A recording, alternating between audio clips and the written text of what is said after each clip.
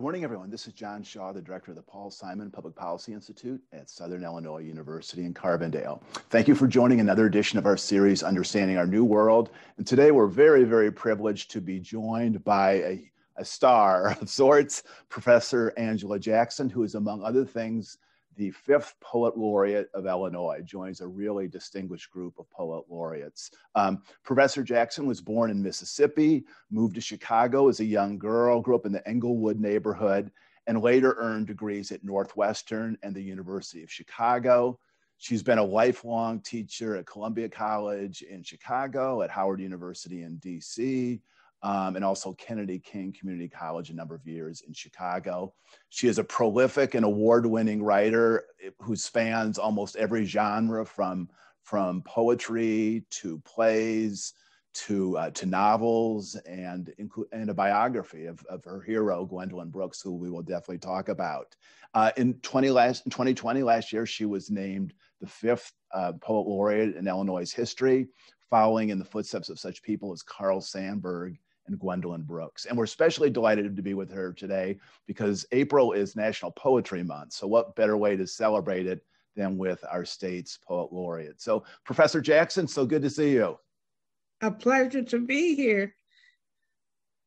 Well, thank you. Well, let's talk a little bit about your growing up. I mean, you mentioned you're from Mississippi. You've described your move to Chicago as part of really the Great Migration, that sort of epic episode in American history.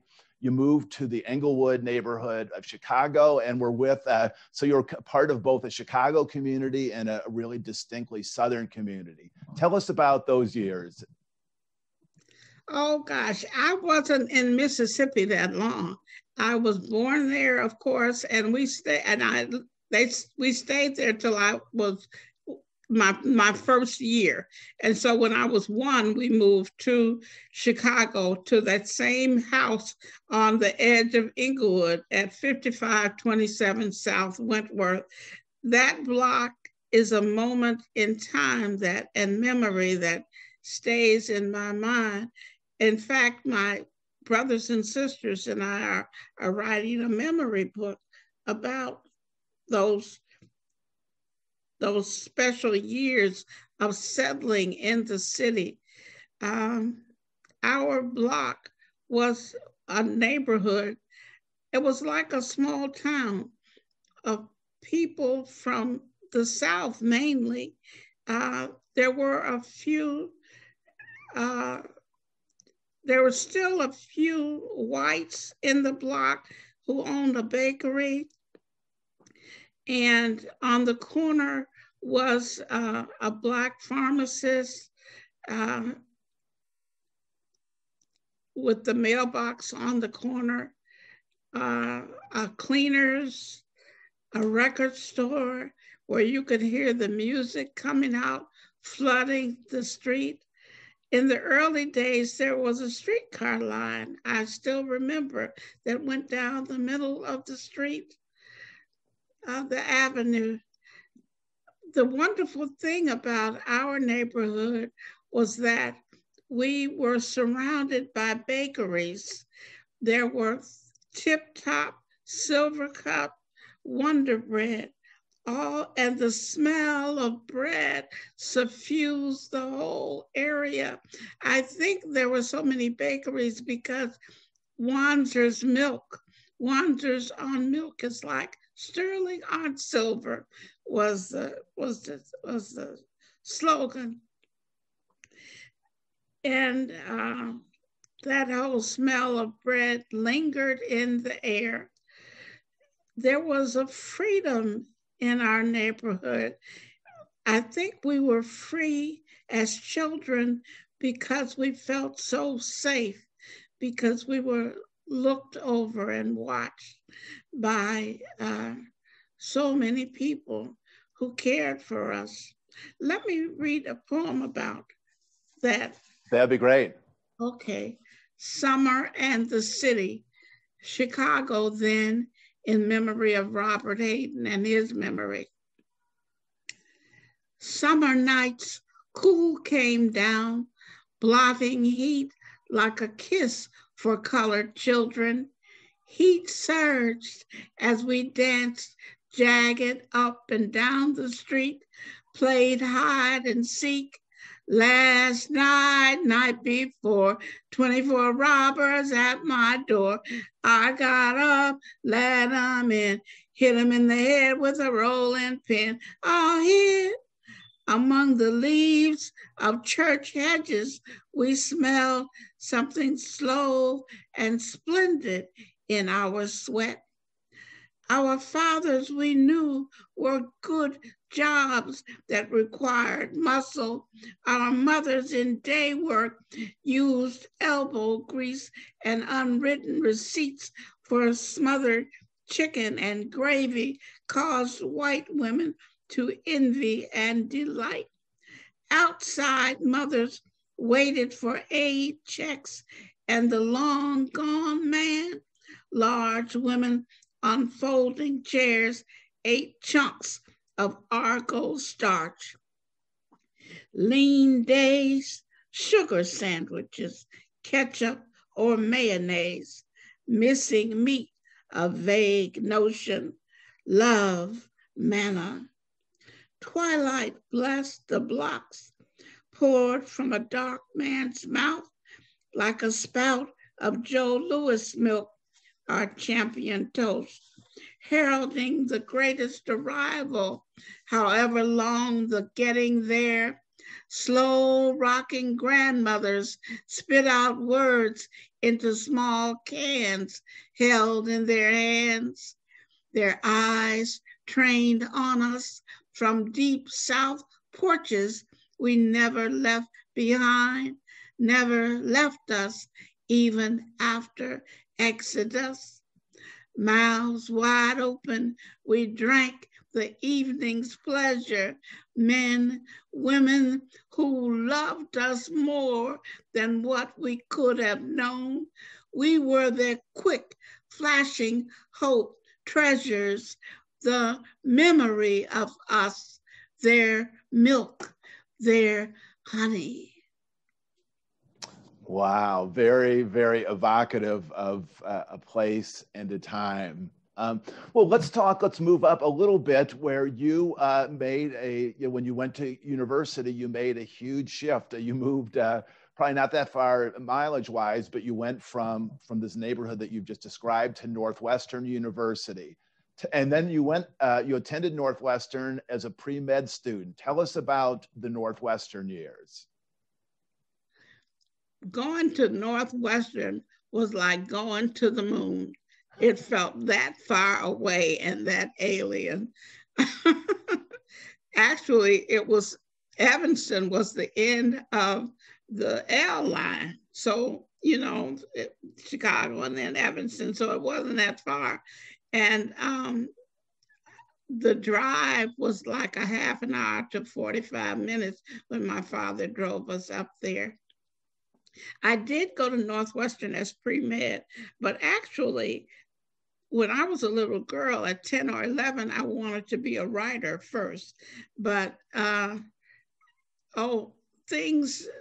reading other things got in the way, and I decided that because I tested so high in natural sciences, and I like to take care of people, and the idea of healing people appealed to me and my personality. Then I decided I wanted to be a writer, a doctor.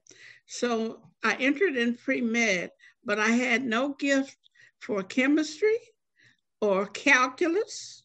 And all I wanted to do anyway was write in my blue-gray notebook poems. And I had been writing poems anyway all through high school. So I gradually shifted over and let go of the dream of being a doctor and followed my instincts to be a writer. And I got validation for wanting to be a writer.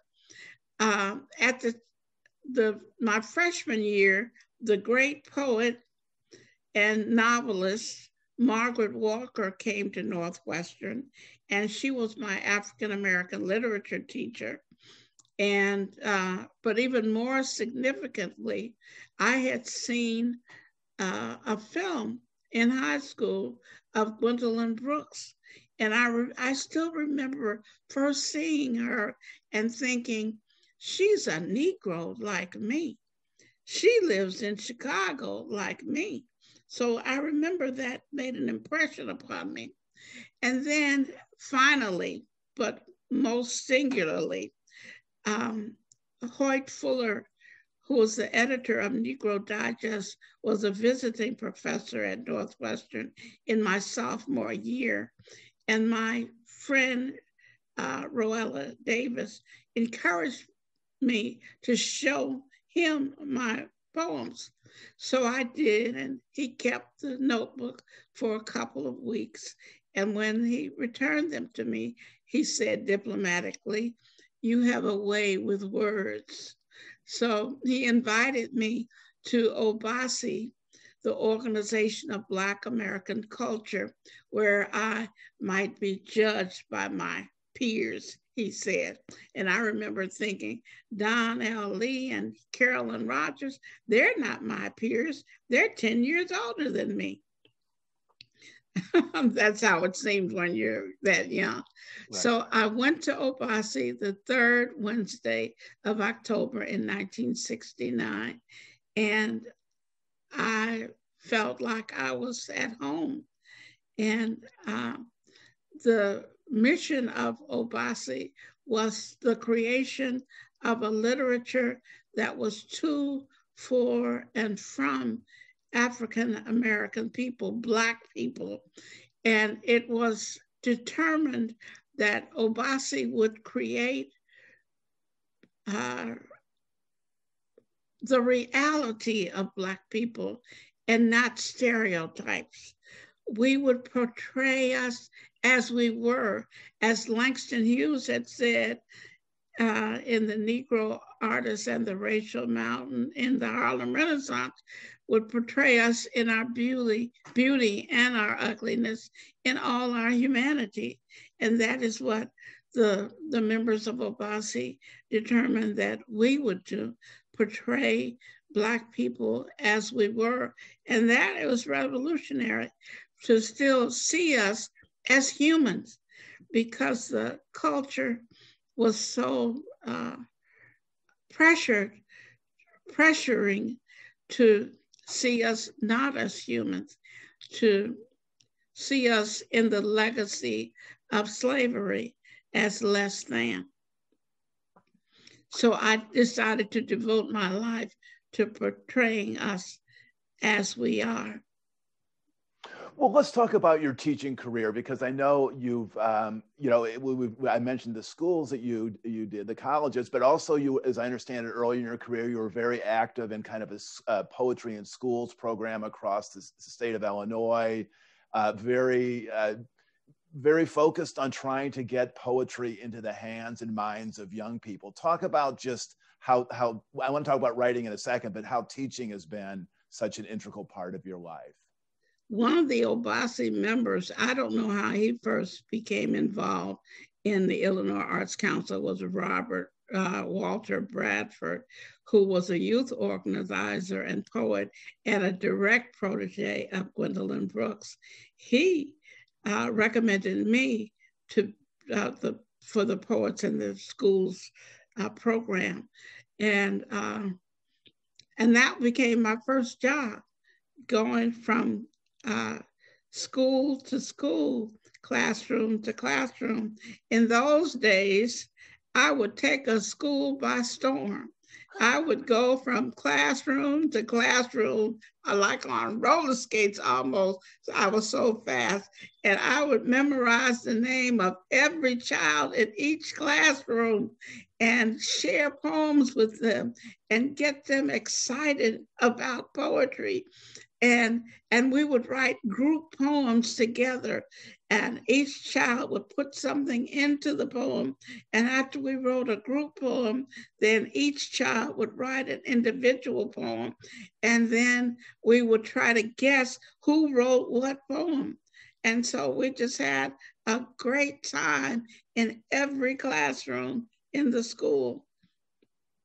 Well, I've heard you say that your students serve kind of a dual purpose of keeping you both grounded and reaching at the same time. Talk about that. My students? Yeah.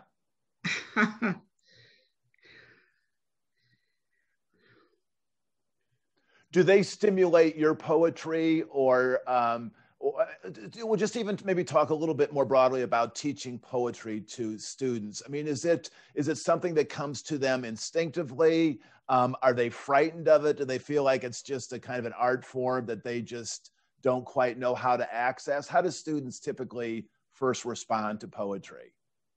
I never felt any resistance to poetry. They expressed an openness to it to me because I was the poetry lady. And because I was excited about it, they were excited about it. Plus, you have to choose the right poems to share with them to get them going. You have to choose things that they can relate to. I love to share a poem called My Hair by Eileen Cherry. And my hair sings praises, stands, lives high, throws its hands up to the sky, shouts hallelujah when I let a love comb through thee, love. 1,000 hands of sun reaching through, making it to shine like a crown of black jewels. And from there, each student would pick some part of his or her body that identified them, so they could relate to the poem. Other poems might be Those Winter Sundays by Robert Hayden, where he talked about his father. The last two lines: what did I know? What did I know of love's austere and lonely offices? And then we would talk about parents and the love of parents and our love for parents, and each would share something about their family. If not a parent, then someone who loved them. And so the important thing is to share meaningful poems that mean something to you as a poet. I'm going to share a poem about my father now, Great. if I may. I'm going to share because you asked me to share.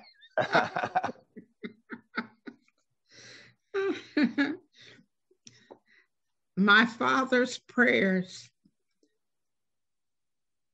Every morning, my father prayed on his knees at the side of his marriage bed. He bowed his head and poured his prayers into two loose fists over his mouth. We watched in wonder as the one who could give a whipping and scold us with his tongue turned into a penitent child, obedient and intense petitioner. We lurked around his doorway like cowardly debtors, observing his rich rite of passage into the working day or weekend that worked also, except for Sunday, when he got up, dressed in his best, put on his hat, and went calling on relatives. Our Aunt Tumpy, who had a piano, he could make it talk, the keys jangling, an entrance to paradise. Blue fire in his fingers. He threw his head back and let his fingers go with his relaxed, ecstatic body. And with each sound, he threw away or burned away everything that hurt a man or brought him to his knees. Yeah, when I read that, I was totally transfixed by that poem. I came across that in your collection and thought that was I extraordinarily found powerful. that men like that poem better than women. Oh, But that's interesting. That's interesting. yeah, Well, let's talk about another, I mean, not to compare, but another hugely important force in your life, which is Gwendolyn Brooks. You've mentioned her. I mean, you met her first kind of from a distance. Tell us, and then you've later, studied her, wrote a book about her. Tell us about who she was, how you knew her, and why she's such a powerful and important force in American literature. I just got something from Brooks Permissions, the which is in charge of preserving Gwendolyn Brooks' legacy. And right now they're doing something called Graphic Gwendolyn, which is comic books of her poems. And when they described these comic books, they said, Illinois Poet Laureate Gwendolyn Brooks. And I thought, Poet Laureate from 1968 to 2000. But that didn't feel right. It was like, Gwendolyn Brooks will always be Illinois Poet Laureate. She is the model of the Poet Laureate. She made such an impress on the Poet Laureate that she defines the role. Her generosity of her time. I wrote a book about her, so I know how she gave to others. Even when she was doing her readings, she would linger long after she had finished reading and sign people's books and talk to each person individually and give them encouragement. And she would sign for an hour or two after she had finished reading. And that kind of generosity, she was generous with her money, helping young writers and giving personally funding a contest for young poets in Illinois. She, as an artist, as a poet, she is without compare. She distinguished herself in her use of language, in transforming language, in making every word new, in transforming it. Her observation of humanity, particularly African Americans, or she would say Blacks, that's the name of her book, Black.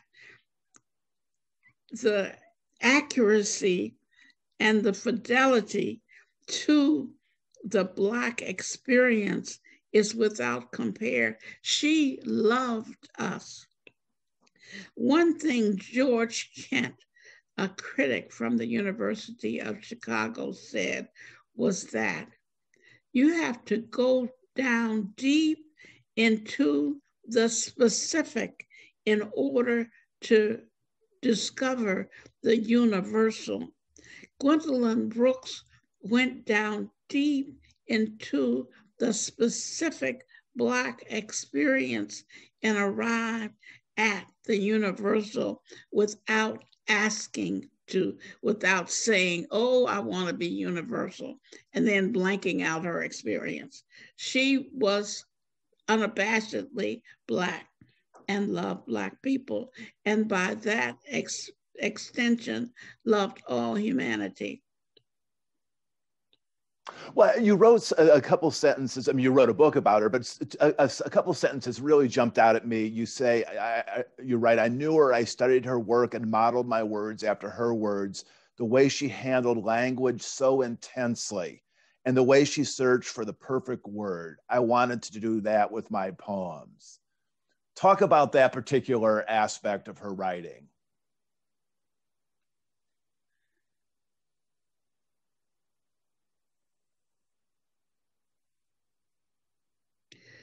She used language the way Billie Holiday sang.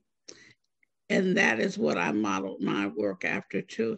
Every note meant something. Every word meant something. She turned salvage in the spin, endorse the splendor splashes. And you can not only feel that rolling around in your mouth, but you can see it and experience the language.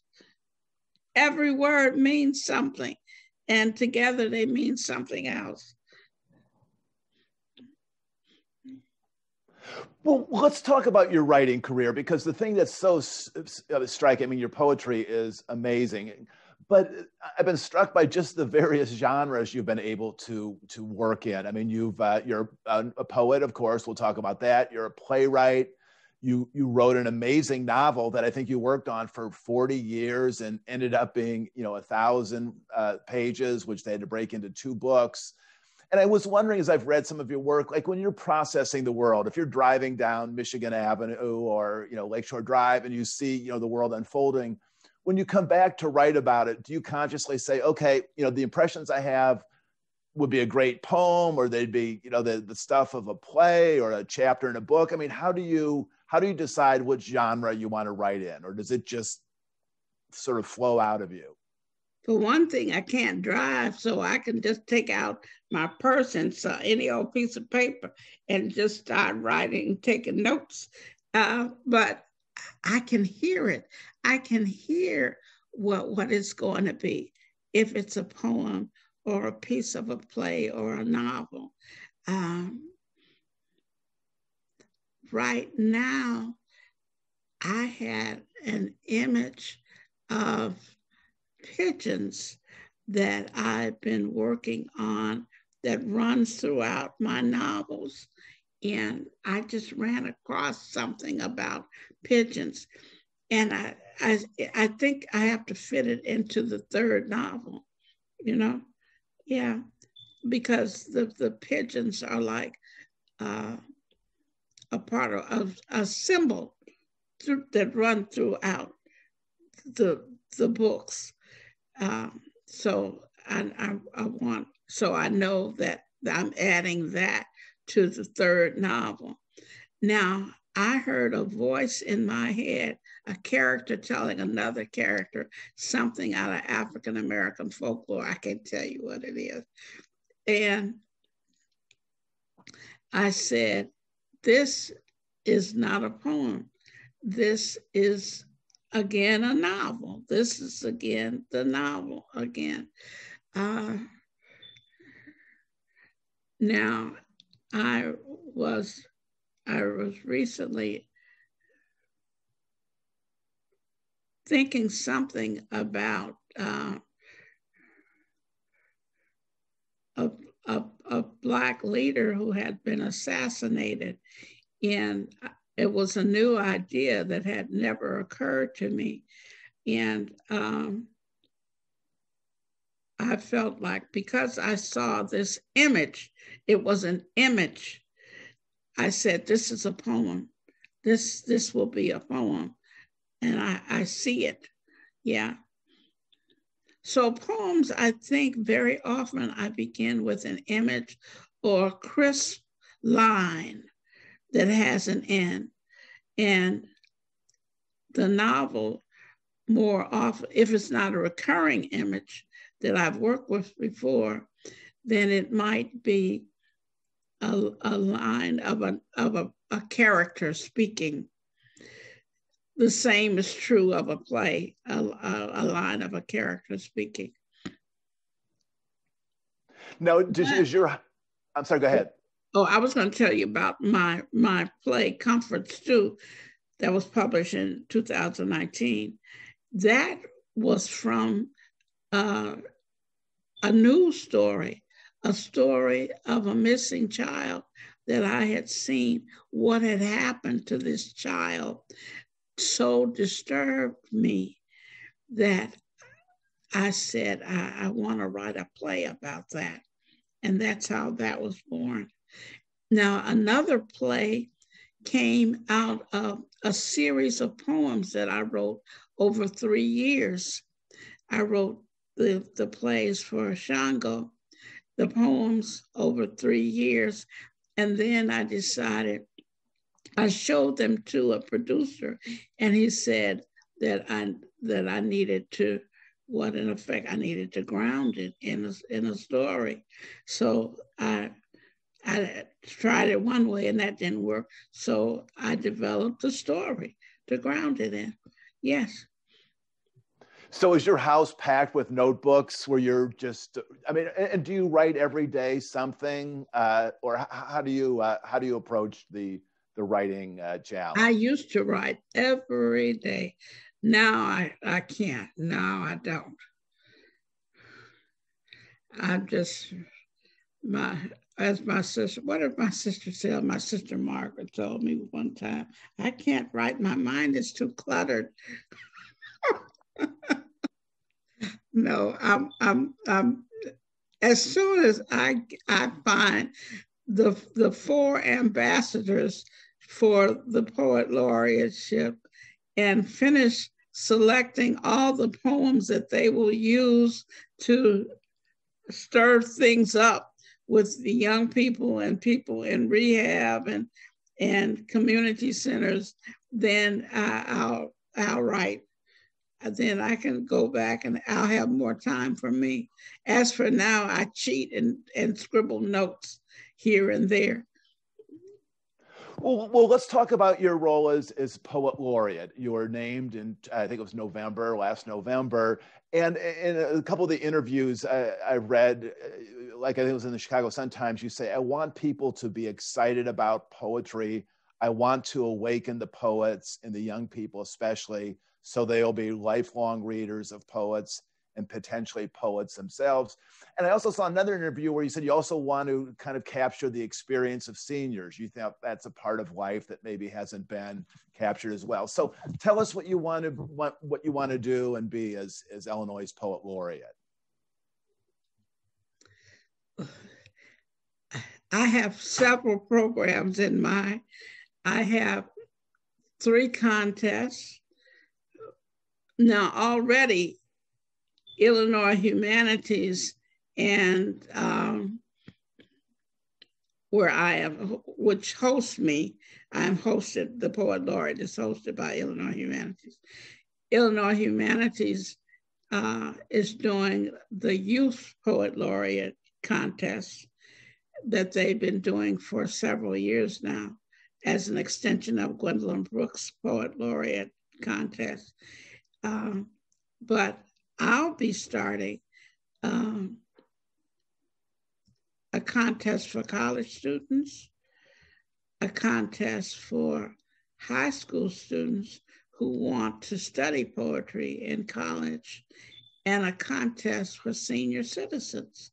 And each of these contests have been underwritten by generous donors.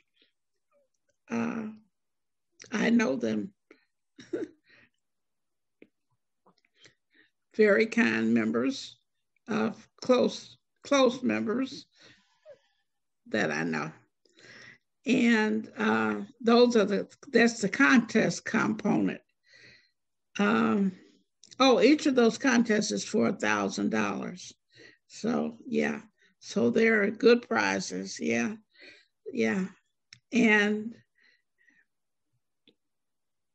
the other program that the Poet Laureate is working on is having 4 ambassadors who will go to schools, community centers, rehab centers,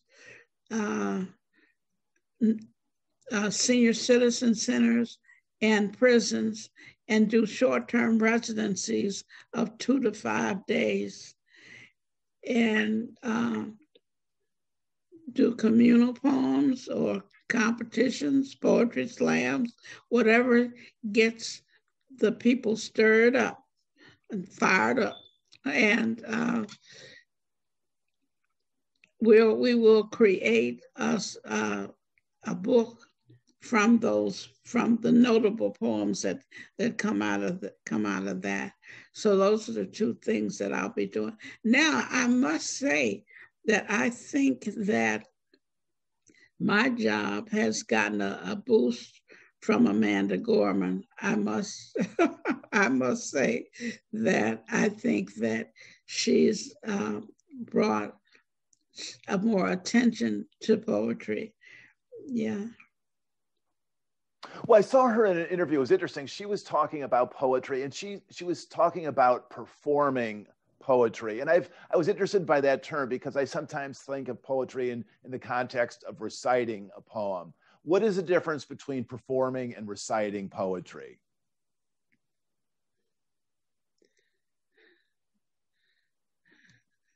In reciting, you just say it. In performing, you actually you more act it out. Yeah.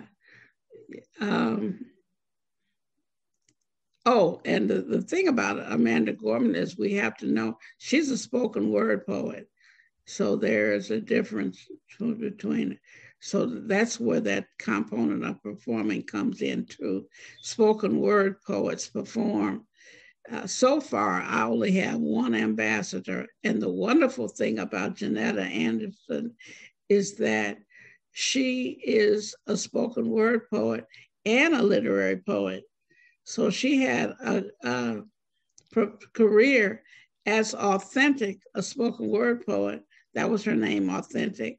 And she went and got an MFA and studied as a literary poet. So she does both. And so she's a jewel. Amazing. Well, I wonder if you maybe could, for us who are maybe not as schooled in poetry, the difference between a spoken word and a literary. I mean, is one just more literary structured to be read and the other spoken as the word implies? Or what is the difference between these two types of poetry? Spoken words are to be read. And you can when you read them, they are to be read aloud and presented. And literary are very often just meant to be read to yourself and not necessarily read aloud. Though I think that all poetry benefits from being said aloud. Yeah. Well, Professor Jackson, I saw you in one interview. You were asked about your writing during COVID, and you said that you found it difficult to write poetry during this time. You found just this experience kind of too overwhelming. And this maybe was an interview a month or two ago. I wonder if you could talk about that and just as a writer, how you are viewing this COVID crisis. That's very true. I've written a few poems during this nightmare, and I was telling, I think, Parnisha, when we were talking about that, the only thing I could say about COVID was something so small we cannot see brought the world to its knees. It's just, and I couldn't say anything else. It's too much. Do you think at a certain point this experience might strike you in a different way in terms of writing? Yeah. I was saying that it would be a part of fiction. Well, people had to live through it. Well, let's talk a little bit more about poetry. Do you find that when you teach poetry to students, what is the way to, I mean, you've mentioned about having, poems that speaks to them and can stimulate them. do students, I mean, like, for example, do you find it's important to encourage them to memorize poetry? Is that discipline, important to developing as a poet, or is that just a kind of something that's peripheral to the discipline? Some poems ask themselves to be memorized. What was funny, one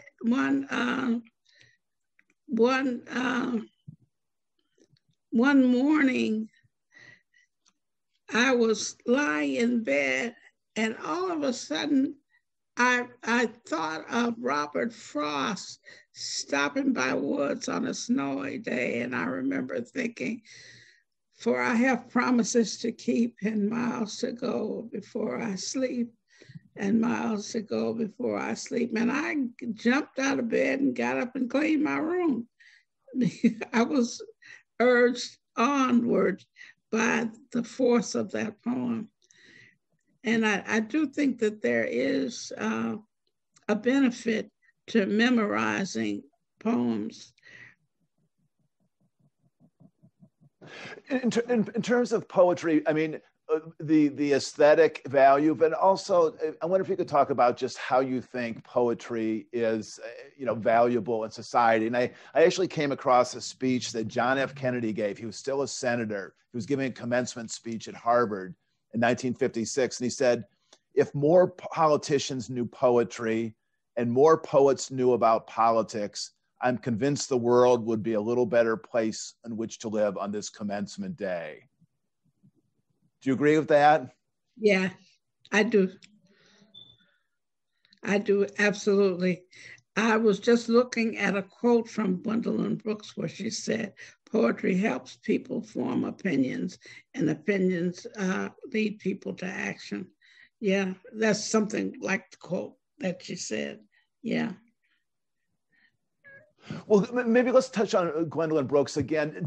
How well did you happen to know her? And in kind of what specific ways did she inspire? I mean, I know you've talked about just the kind of the intense focus on language and the importance of making every word speak, but talk about just sort of what it was like to see her, kind of up close. What kind of lifelong impact did she have on you? She had we were not intimates. We were, the wonderful thing, the most amazing thing happened after I finished writing the biography of her. I had a dream that she opened her arms to me and gave me the warmest hug. It was amazing. We weren't in the past huggers like that, but she was always gracious and friendly to me, signing my books with affection and love, and things like that, but she, of course, her daughter Nora and I are good friends. So that was like Nora. I didn't even think of her as Gwendolyn Brooks. For the longest time, she was Nora's mama to me, so that's how we started out. Right. Well, let's talk a little bit about, continuing in terms of the Poet Laureate of Illinois. I know you've lived in this state most of your life. You've traveled around. You've taught. If you were sitting on back in the day when we were traveling on planes, and you were sitting next to someone from California, and they said, "So, what is Illinois like? What is distinct about the state of Illinois? How would you respond?" I'm going to read you a poem that will tell you what I think about Illinois, what Illinois is like.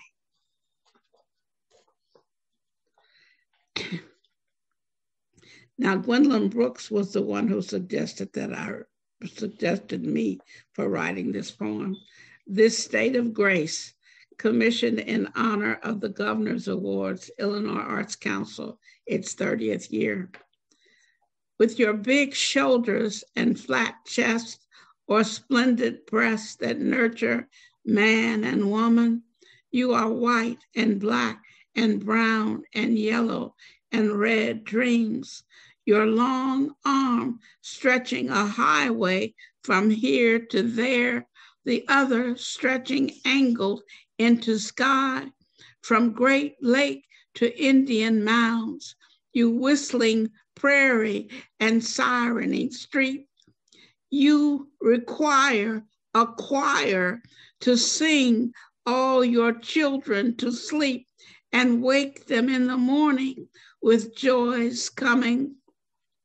With your battered, your bunched, your squandered on the 10 o'clock news or not, you're broken, you're dispossessed, you're robbed at gunpoint, you're raped, you're harassed, your nerves taxed, all your broken-hearted gamblers and glad-hearted believers, you police and politicals and saints, you muggers and rapists, you murderers with murdered eyes, all of you school children and teachers and anointed, you require a choir of sculptors, painters to mold you in clay with feet of clay and head of cloud, to color you in your human hues, to dream your dreams and wake you in the morning with joys coming.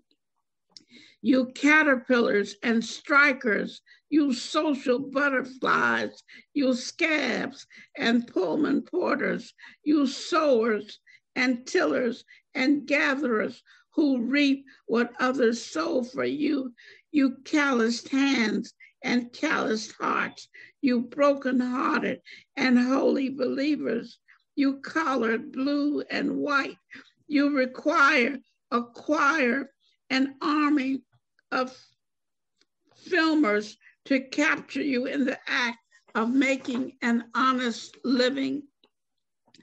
Fat, flat leaf catalpa tree of having stinking down on us, blackberry bushes and muscadine, cornfields and seas of soybeans, we fall not far from you, fruit of the earth, plenitude and comfort and security, heartland and Lincoln land. We hold these truths like seeds to sprout out the eyes of children. You require a choir to voice these truths, self-evident, this grace too long disgraced, needful of itself, singing, dancing on the land of sweeping sweet wheat to call the morning and joys coming.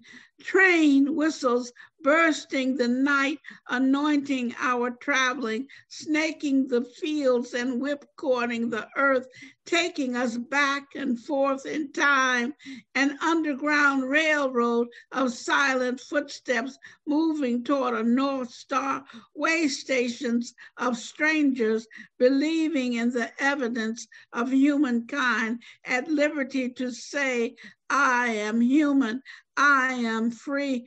Trees touch leaves like kin and gather us in the secrets of each passage. Rags on its back, joy come running in the morning. Common people, we require a choir and art lifting out from our hearts honey and hate to daylight, shining what we must keep and let spill, running slowly like a big river of grace, a joy, a plenitude pulsing and laying waste in light what we must be no more to ourselves or each other. A choir, all that glistens and squints and questions in between the magnitude and the horror and ennui. Grace be a river and a way station, a way of being, high whistle in the fields, all we imagine, all we acquired, all we issue forth. We require a choir to sing the clay paints piano, a chorus of voices, flute, saxophone, pen and ink, and costume, raw talent and refined, a choir of whips and flower stalks. In the dim hour, in the den, we require a choir to quiet what lurks and leaches our hearts to stone. We will have no choir masters before us who ask for silence alone. We require a choir, a song that remembers beneath the surface in eddies and streams, alleys and boulevards, miseries and anguishes and mercies, where no voice is forgotten, no heartbeat lost to a history cheated of yearning and challenge, baby cry, and the screams of mothers and fathers blinded by the day's wages. We cannot give up on choirs. Who would forgive us? Not the birds wandering in well-being from tree to shining tree, not the land lonely to be joined in witness to wonder and loveliness and might, not history open before us like the book of waters, the Mississippi River of memory, not ourselves loosed of body, victorious, who sings form to feeling and intricate mind, be exact as the time of day, ecstatic as perennials who come without being asked. Out of the earth, elaborate landscape of flesh, we will come, a running joy, singing, oh, people, here is the choir. Let us be the song. Well, as you were reciting that, I was thinking at SIU we have a course, a History of Illinois course, and that probably should be the first reading to just get a sense of the sweep and the scope and the very complex aspect of Illinois. That's amazing. Professor, I guess the final question I'd like to ask you is obviously there's been a great deal talked about racial justice in the last year in the United States. And I wonder what you think the role of poems and poetry is in both kind of sharpening the issues and also maybe pointing towards some solutions or at least improvements in our country.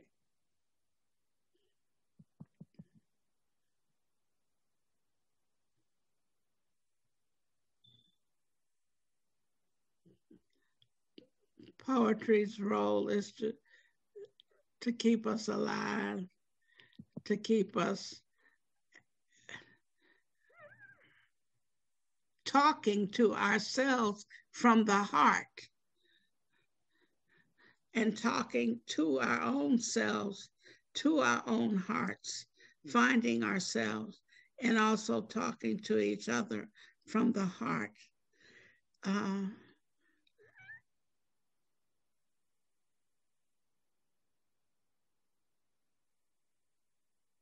I think that's the best way to see it, is to clarify, to clarify through the muck.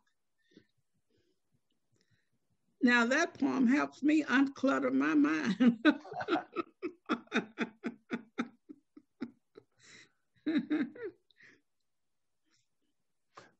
No, that's amazing. Well, when circumstances allow, I know one of the things I know you have virtual events. You're going to have a number across the state, but hopefully in the not too distant future, when travel allows, I know you'd like to move about the state, and we'd love to have you come down to Carbondale and visit with students here and people in the community. And I think I feel pretty confident you would draw a very loud and enthusiastic audience. If we can coax you down to Carbondale when conditions are safe. Great. Well, we will keep in touch and we will keep reading your wonderful poetry and following your work, and look forward to having you visit us in person someday in the very near future, we hope. Thank you so much. It's been my pleasure. Thank you. And thank you to all of you for watching another edition of our series. We will have this interview with Professor Jackson on YouTube that will be ready on our YouTube channel probably tomorrow. So please look at it, show it to friends and family, and spread the word of her amazing work. And thank you for continuing to support the Institute and keeping the memory of Paul Simon alive and well. Thanks so much.